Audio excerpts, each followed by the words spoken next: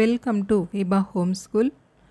మనము ఈ వీడియోలో గద్య కదంబం 10వ పాఠం సంస్కృతి కొనసాగిద్దామా. Page number 155. అయినచో వీనిలో చరిత్రోద్దేశమునేది చక్కగా పూరింపగలదు అను ప్రశ్న ఉదయించును. అసలు చరిత్ర రచనకును చరిత్ర పఠనమునకును లక్ష్యమేమి అని విచారింతము. ప్రతి మానవునకు తమ పూర్వులెట్టివారో వారెట్టి ఘనకార్యములు కావించిరో తెలుసుకొనుటకు కుతూహలముండుట సహజము. మానవుని అభివృద్ధి చాలా వరకును పరంపరగా వచ్చిన అనుభవముల మీదను జ్ఞానము మీదను ఆధారపడి ఉన్నది. అనాది నుండియు తండ్రి నుండి కొడుకులకు వారసత్వముగా వచ్చుచున్న ఈ విజ్ఞానమును కాపాడుకొనుటకు అతనికి 2 సాధనములను భగవంతుడిచ్చి ఉన్నాడు. ఒకటి మనస్సు, రెండవది భాష. మనస్సుచే ఆలోచించి వివేచన చేసి జరిగిపోయిన అంశములను జ్ఞప్తియందుంచుకొని మానవుడు ముందుకు నడుచును. తాను తెలుసుకున్న విషయాలను తన సంతతికి తెలియచెప్పి వారిని వివేకవంతులను చేయును. జంతువులకును పక్షులకును ఈ 2 సాధనములను మనస్సు భాష లేకుండుటచే అవి తాము సంపాదించిన అనుభవ జ్ఞానమును తమ సంతతికి అందజేయజాలవు. కావున సృష్టి ఆరంభమున ఇవి ఎట్లుండెనో నేడినూ ఇంచుమించు అట్లే ఉన్నవి. మానవుడట్లు కాక యుగయుగముల నుండి క్రమాభివృద్ధి పొందుచునే ఉన్నాడు. పరంపరాగత విజ్ఞానమే మానవ సంస్కృతికి మొదటి మెట్టు అని తెలుసుకునిన నాడు చరిత్ర ప్రాముఖ్యము తెల్లమగుచున్నది. ఈ పేరాలో ప్రశ్నలు ఒకసారి చూసుకుందామా. చరిత్ర రచనకు లక్ష్యమేమిటి? ప్రతి మానవునికి తమ పూర్వులు ఎట్టివారో వారు ఎటువంటి ఘనకార్యాలు సాధించిరో తెలుసుకోవాలనే ఆసక్తి ఉండటం సహజం. మనిషి అభివృద్ధి అనుభవాల మీద వాటిని తెలుసుకోవటం మీద ఆధారపడి ఉంటుంది. ఆ జ్ఞానాన్ని వారికి అందించటమే చరిత్ర రచనా లక్ష్యం. మనిషికి భగవంతుడి ఇచ్చిన 2 సాధనములు ఏవి, ఎందుకు? మనిషికి భగవంతుడి ఇచ్చిన 2 సాధనాలు మనస్సు, భాష. అనాది నుండి తండ్రి నుండి కొడుకులకు వారసత్వంగా వస్తున్న విజ్ఞానాన్ని కాపాడుకోవడానికి భగవంతుడు మనిషికి ఆ 2 సాధనాలు ఇచ్చాడు. మరో ప్రశ్న, మానవుడు తన సంతతిని ఎలా వివేకవంతులను చేస్తాడు? మనసుతో ఆలోచించి వివేచన చేసి జరిగిపోయిన విషయాలను గుర్తుంచుకొని మానవుడు ముందుకు నడుస్తాడు.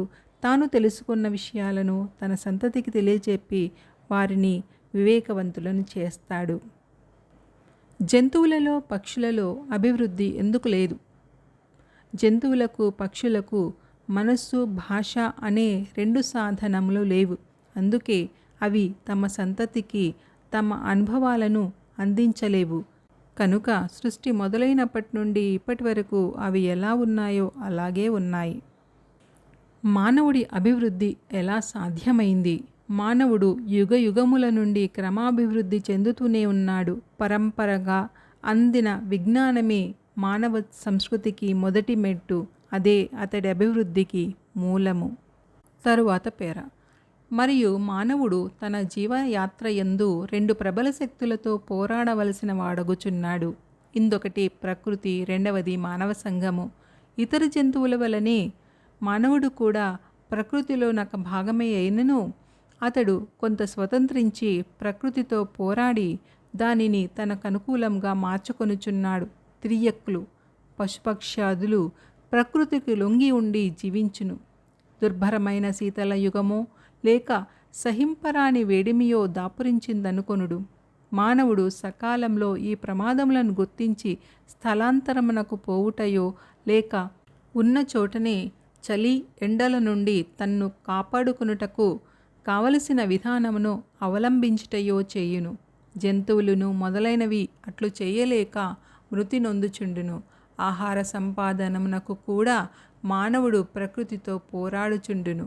ప్రకృతి అనుకూలంగా నున్నచో దానికి దోహదము చేసి విశేష ఫలమును సాధించుకొనును.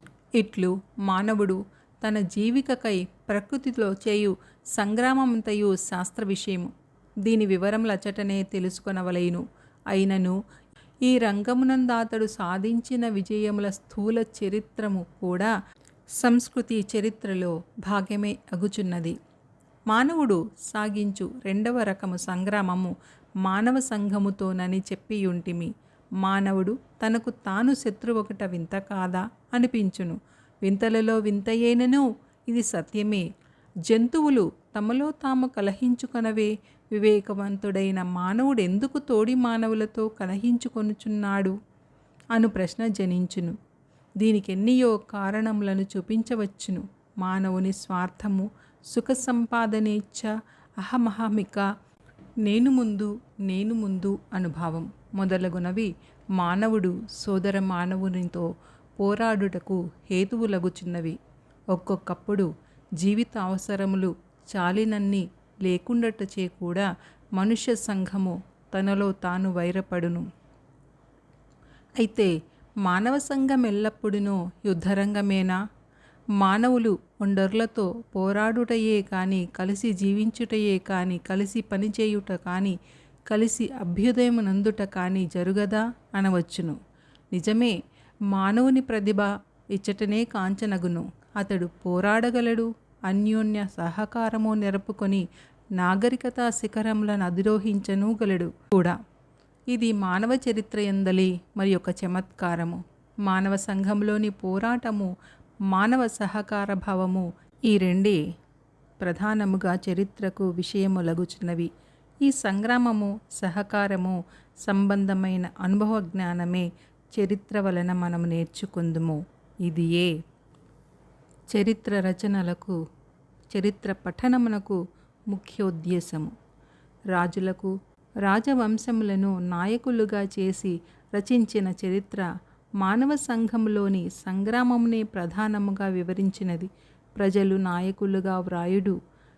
సంస్కృతి చరిత్ర మానవ సహకారము వైపు దృష్టిని మరల్చి మానవ సంఘమునింతకన్నా శాంతియుతముగను సుఖవంతముగను చేయునని ఆశింపవచ్చును. చరిత్ర ఉదాహరణ బలముచే బోధించును అను సూక్తి చరిత్రోద్దేశములను చక్కగా సూచించుచున్నది. మానవుడు పూర్వయుగములలో నెట్టి విధానమును అవలంబించి ఎట్టి ఫలితములను పొందెనో తెలుపుట చరిత్ర పద్ధతి. ఈ ఉదాహరణములను చేకొని మానవుడు తన భావి విధానమును సరిదిద్దుకొనుట మేలి మార్గము. ఆంధ్రులు పూర్వయుగంలో ఎట్టి నాగరికతను, జ్ఞానమును, రాజకీయ ఔన్నత్యమును సాధించిరో తెలిసికొని అంతకు మించిన నాగరికతను, విజ్ఞానమును, రాజకీయ ప్రాధాన్యము సంపాదించు ఉద్దేశముతో ఆంధ్ర చరిత్ర చదువుట సక్రమ పద్ధతి. ఆంధ్రజాతి పూర్వయుగములలో పరాజయ పరాభవములకు గురి అయినచో అట్టి సన్నివేశములకు కారణములను అరసికొని ఆయా లోపములు తిరిగి తలెత్తకుండా జాగ్రత్త పడుటయు ఆంధ్ర చరిత్ర పఠనము యొక్క లక్ష్యము కాదగును. కొన్ని సందర్భములలో ఒక ప్రాచీన జాతి కారణాంతరముల వలన హీనస్థితికి లోనై కీర్తి ప్రఖ్యాతులు లేకుండా పడి ఉన్నప్పుడు అట్టి జాతియందు ఆత్మవిశ్వాసము, కార్యదీక్ష, అభ్యుదయకాంక్ష పెంపొందించుటకు ఆ జాతి చరిత్రను పఠించుట సంజీవిని వంటిది కాగలదు. ఈ ఉద్దేశముతో ఆంధ్రులు సత్యమైన ఆంధ్ర చరిత్ర రచించుటకును పఠించుటకును దీక్షితులు కావలెను. ఇందులో ప్రశ్న: మానవుడు ఏ ఏ శక్తులతో పోరాడవలసి ఉంటుంది, ఎందుకు? వివరించండి. మానవుడు తన జీవయాత్ర సాగించుకోవడానికి రెండు బలమైన శక్తులతో పోరాడవలసి ఉంటుంది. అందులో ఒకటి ప్రకృతి, రెండవది సంఘము.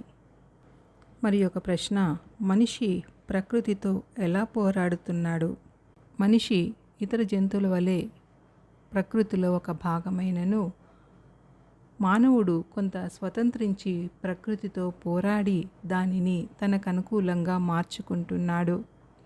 భరించరాని చలిగాని వేడిగాని దాపురించినప్పుడు మనిషి వేరొక చోటుకైనా వెళ్తాడు, లేదా ఉన్న చోటనే తనను తాను కాపాడుకోవటానికి తగిన ఏర్పాట్లు చేసుకుంటాడు. ఆహార సంపాదనకు మానవుడు ప్రకృతితో పోరాడుతూనే ఉంటాడు. ప్రకృతి అనుకూలంగా ఉంటే దానికి కొంత దోహదం చేసి మంచి ఫలాన్ని పొందుతాడు. మరో ప్రశ్న, మనిషి మనిషితో ఎందుకు కలహిస్తాడు? వివేకవంతుడైన మానవుడు తోటి వారితో కలహిస్తూ జంతువులు కూడా చెయ్యని పని చేస్తున్నాడు. కారణం మానవుడి స్వార్థం, సుఖాలు పొందాలనే కోరిక, నేను గొప్ప అంటే నేను గొప్ప అనే భావన మొదలైన విషయాలు ఈ కలహాలకు కారణమవుతున్నాయి. జీవిత అవసరాలు చాలినంత లేకపోవటం కూడా ముఖ్యమైన కారణమే. మానవ సంఘం ఎటువంటిది? మానవ సంఘం ఒక యుద్ధరంగం. ఒకరితో ఒకరు పోరాడుతూనే ఉంటారు. అయినా కలిసి జీవిస్తారు, కలిసి పనిచేస్తారు, కలిసి అభ్యుదయం పొందుతారు. మనిషి పోరాడగలడు, అందరి సహకారంతో నాగరికతా శిఖరంలను ఎక్కగలడు. మరో ప్రశ్న, చరిత్రకు ప్రధాన విషయాలేవి? మానవ సంఘంలోని పోరాటము, మానవ సహకార భావము ఈ రెండే చరిత్రకు ప్రధాన విషయాలు. ఈ సంగ్రామము, సహకారము సంబంధమైన అనుభవ జ్ఞానమే చరిత్ర వలన మనం నేర్చుకుంటాం. ఇదే చరిత్ర రచనలకు, చరిత్ర పఠనమునకు ముఖ్యోద్దేశం. ప్రజలను నాయకులుగా చేసి చరిత్ర వ్రాయమని రచయిత ఎందుకన్నాడు? రాజులు, రాజవంశములను నాయకులుగా చేసి రచించిన చరిత్ర మానవ సంఘంలోని సంగ్రామాన్నే ప్రధానంగా వివరించింది. సంస్కృతి చరిత్ర మానవ సహకారం వైపు దృష్టి మళ్లిస్తే సంఘాన్ని ఇంతకన్నా సుఖ శాంతిమయంగా చేస్తుంది. అందుకే రచయిత ప్రజలు నాయకులుగా వ్రాయుడు అన్నాడు. చరిత్ర ఉదాహరణ బలముచే బోధింపబడును. వివరించండి. చరిత్ర ఉదాహరణలతో జోడిస్తూ రాస్తే బాగా మనసుకెక్కుతుంది. మానవుడు పూర్వయుగములలో ఎట్టి విధానమును అవలంబించి ఎట్టి ఫలితములను పొందెనో తెలుపుట చరిత్ర పద్ధతి. ఈ ఉదాహరణల ఆధారంగా మానవుడు తన భావి విధానాన్ని సరిదిద్దుకోవటం మేలైన మార్గం. మరో ప్రశ్న, ఆంధ్ర చరిత్ర పఠన ఉద్దేశమేమిటి? లేక ఆంధ్ర చరిత్రను ఎలా చదవాలి? ఆంధ్రులు పూర్వయుగంలో ఎట్టి నాగరికతను, విజ్ఞానమును, రాజకీయ ఔన్నత్యమును సంపాదించిరో తెలుసుకోవాలి. అంతకు మించిన నాగరికతను, విజ్ఞానమును, రాజకీయ ప్రాధాన్యమును సంపాదించే ఉద్దేశముతో ఆంధ్ర చరిత్ర చదవటం సరైన పద్ధతి. మరి ఒక ప్రశ్న, ఆంధ్ర చరిత్ర పఠనం యొక్క లక్ష్యమేమిటి? ఆంధ్రజాతి పూర్వయుగాలలో పరాజయ పరాభవాలకు గురి అయినచో అటువంటి సన్నివేశాలకు కారణాలను తెలుసుకొని ఆయా లోపాలు తిరిగి తలెత్తకుండా జాగ్రత్త పడటం చరిత్ర పఠనం యొక్క లక్ష్యం. చివరి ప్రశ్న, చరిత్ర పఠనం యొక్క ప్రయోజనమేమిటి? ఒక ప్రాచీన జాతి కారణాంతరాల వల్ల హీనస్థితికి లోనే కీర్తి ప్రతిష్టలు లేకుండా పడి ఉన్నప్పుడు జాతియందు ఆత్మవిశ్వాసము, కార్యదీక్ష, అభ్యుదయకాంక్ష పెంపొందించుటకు చరిత్రను చదవటం చాలా మంచిది. చూసారుగా, మీకు ఈ వీడియో నచ్చినట్లయితే లైక్ చేయండి. మీ ఒక్క లైక్ మాకు ఎంతో ప్రోత్సాహాన్ని ఇస్తుంది. ఇలాంటి మరిన్ని వీడియోలు పొందాలంటే ఈ ఛానల్ను సబ్స్క్రైబ్ చేసుకొని పక్కన ఉన్న బెల్ ఐకాన్ను కూడా క్లిక్ చేయండి. పోస్ట్ చేసిన ప్రతి వీడియో మీకు అందుతుంది.